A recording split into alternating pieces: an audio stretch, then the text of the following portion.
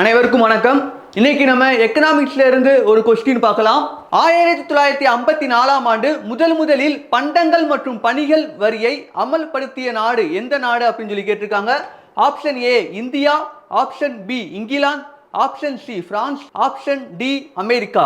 இதுக்கான ஆன்சர் பார்க்கறதுக்கு முன்னாடி இது தொடர்பான முக்கியமான பாயிண்ட்ஸ் பார்க்கலாம். இந்தியால ஜிஎஸ்டி வருவதற்கு முன்னாடி விற்பனை வரி அப்படின்ற ஒரு வரி இருக்கும். அதை தமிழ்நாட்டில் முதலாக அறிமுகப்படுத்தியவர் யார் அப்படின்னு சொல்லி பார்த்தீங்கன்னா திரு ராஜாஜி அவர்கள்.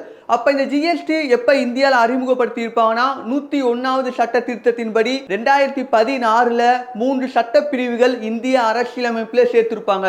அதன் மூலமாக ஜிஎஸ்டி இந்தியாவில் அறிமுகப்படுத்தி இருப்பாங்க. அந்த 3 சட்டப்பிரிவு என்னன்னு அப்படின்னு சொல்லி பார்த்தீங்கன்னா 246லயே 269லயே 279லயே அப்படின்ற 3 சட்டப்பிரிவு சேர்த்திருப்பாங்க.